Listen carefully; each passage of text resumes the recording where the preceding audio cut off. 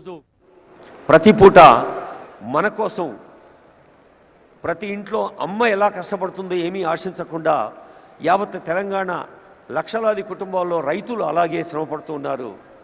ఆ రైతును గుర్తు చేస్తూ పంట భుజాన మోస్తున్నది తల్లి.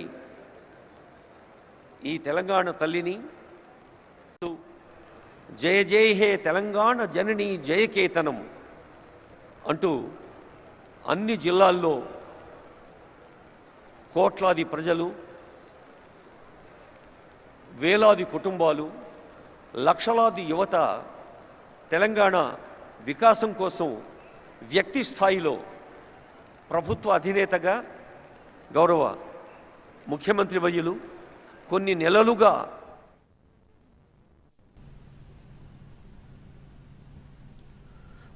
సీఎం రేవంత్ రెడ్డి ఫ్యూచర్ సిటీకి చేరుకున్నారు. సమ్మిట్ వేదిక దగ్గర స్టాల్స్ను పరిశీలించబోతున్నారు. కాసేపట్లోనే తెలంగాణ రైజింగ్ గ్లోబల్ సమ్మిట్ ప్రారంభం కాబోతోంది. సరిగ్గా మధ్యాహ్నం 1:30కు ఈ సదస్సు ప్రారంభమవుతుంది. ఈ కార్యక్రమానికి ముఖ్య అతిథిగా తెలంగాణ రాష్ట్ర గవర్నర్ జిష్ణుదేవ్ వర్మ హాజరవుతారు.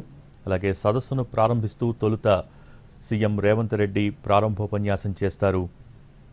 పలు రంగాల ప్రతినిధులతో ఈరోజు జరిగే గ్లోబల్ సమ్మిట్లో సీఎం రేవంత్ రెడ్డి సమావేశమవుతారు.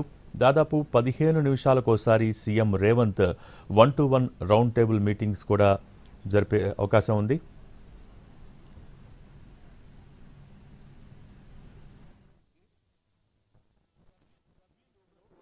గౌరవనీయులైన సీనియర్ పొలిటికల్ ఎగ్జిక్యూటివ్స్, సీనియర్ ప్రజా ప్రతినిధులు, మంత్రులు, రెండో వరుస మూడో వరుసలో మనం ప్రత్యేకంగా ఆహ్వానించుకున్న అంబాసిడర్స్, గోల్డ్ పాసెస్ ఉన్నవారు కూర్చోవలసిందిగా రిక్వెస్ట్ చేస్తూ కాసేపు సంగీతాన్ని ఆస్వాదిద్దాం.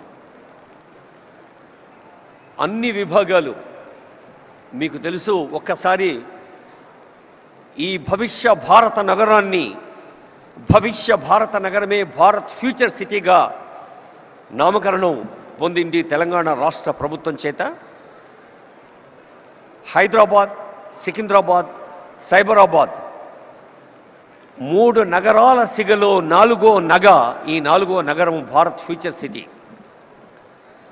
ఇంత అద్భుతమైన ఏర్పాట్ల కోసం హెచ్ఎండిఏ, జిహెచ్ఎంసి, రెవెన్యూ శాఖ, పోలీస్ శాఖ, అటవీ శాఖ, ఉద్యాన శాఖ, రోడ్లు భవనాల శాఖ, సమాచార పౌర సంబంధాల శాఖ, రవాణా శాఖ, ఇలా తెలంగాణ ప్రభుత్వం అనే కల్పవృక్షానికి పటిష్టతను కూరుస్తున్న శాఖలు ఎన్నో ఉన్నాయి. అన్ని శాఖల్ని హెడ్స్ ఆఫ్ స్టేట్ డిపార్ట్మెంట్స్ గాను,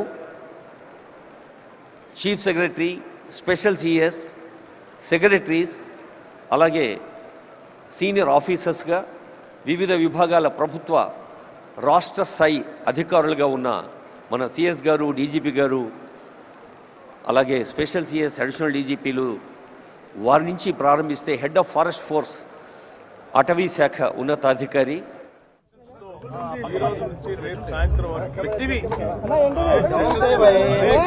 పాల్గొని చర్చిస్తారు. తదనంతరం రేపు సాయంత్రం గౌరవ ముఖ్యమంత్రి రేవంత్ రెడ్డి గారు ఈ Telangana rising 2047 vision document release కార్యక్రమాన్ని చేస్తారు.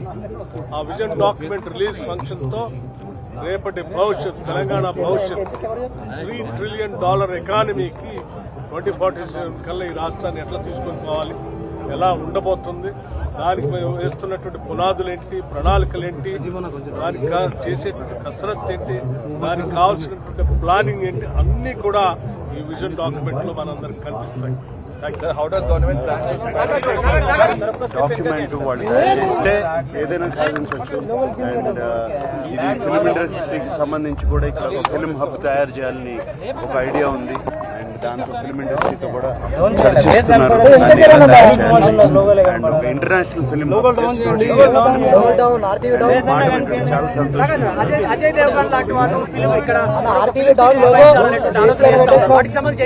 చాలా సంతోషం అండి. అందరూ కలిసి పనిచేస్తే చాలా చాలా ఇంటర్నేషనల్ వాళ్ళకున్న కాంటాక్ట్స్ తో అందరూ కలిసి చేయొచ్చు ఆల్రెడీ. అండ్ అన్నపూర్ణ కూడా ఆల్రెడీ 50 years అది దాన్ని కూడా తీసుకొస్తాం ఇక్కడ. అన్ని రకాలుగా కూడా తెలంగాణ అనుకూలం అని చెప్తా ఉన్నారు కదా, మీకేం చెప్తారు దానికి సంబంధించి? వెదర్ అనేది ఇది one of the best weathers in the country, ఇది అందరికీ తెలిసిందే. వెదర్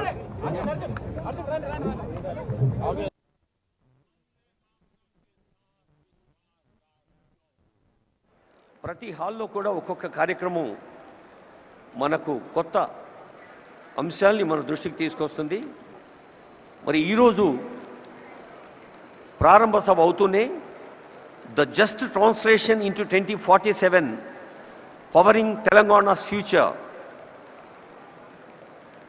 ప్రతి వ్యక్తిని ఒక ఉత్తమ మానవ వనరుడిగా నైతిక విలువలతో మానసిక స్థైర్యంతో సమాజ అనురక్తితో రాష్ట్రము దేశం పట్ల భక్తితో తాము విశ్వసిస్తున్న దైవం పట్ల కూడా భక్తితో ఉన్నప్పుడే మనిషి పరిపూర్ణుడవుతాడు.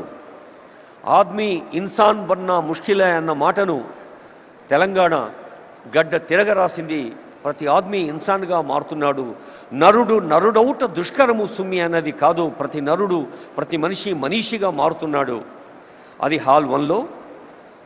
జీరో ఎమిషన్ వెహికల్స్ హాల్ 2లో. Green mobility 2047. జనసంఖ్య ఎలా పెరుగుతోందో వాహన సంఖ్య కూడా అలాగే పెరుగుతోంది. మరి ఈ వాహనాల్ని మనం పర్యావరణ కాలుష్య రహితంగా మార్చాలి అంటే గ్రీన్ వెహికల్స్ కావాలి. అలాగే tech Telangana 2047 semiconductors frontier technology.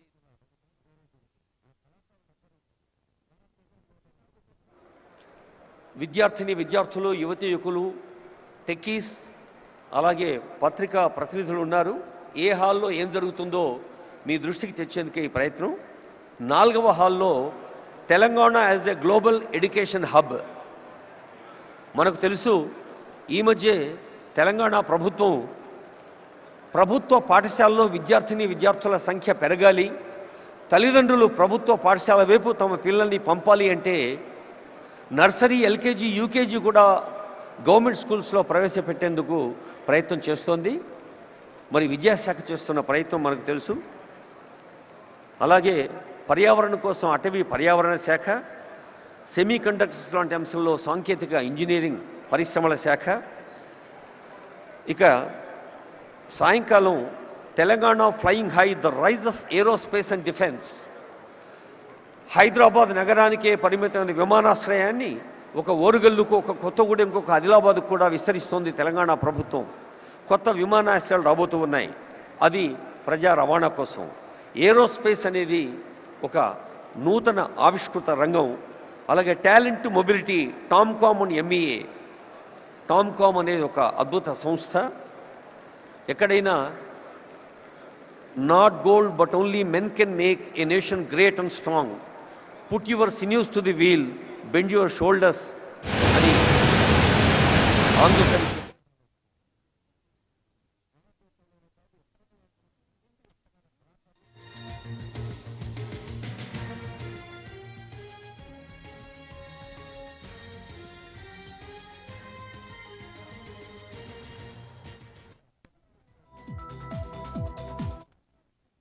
Affordable and equitable health care. ఆరోగ్య రంగంలో ప్రాథమిక ఆరోగ్య కేంద్రం కానీ ఉప ప్రాథమిక ఆరోగ్య కేంద్రం నుంచి ఉస్మానియా, గాంధీ లాంటి ప్రతిష్టాత్మక వైద్య సంస్థల దాకా అనేక వైద్య కళాశాలలు, సామాన్యులకు అందుబాటులో ఉండే వైద్యాన్ని, రాజీవ్ ఆరోగ్యశ్రీ లాంటి పథకాలు ఇప్పటికే ఉన్నాయి, మీ అందరికీ తెలుసు. మరి వైద్య శాఖ కృషిని కూడా హాల్ 3లో మనం వినబోతూ ఉన్నాం. అలాగే కొరియా అండ్ ఆస్ట్రేలియా హాల్ 4లో for the kind attention of people who are interested. Honorable CM has been repeatedly telling the competition of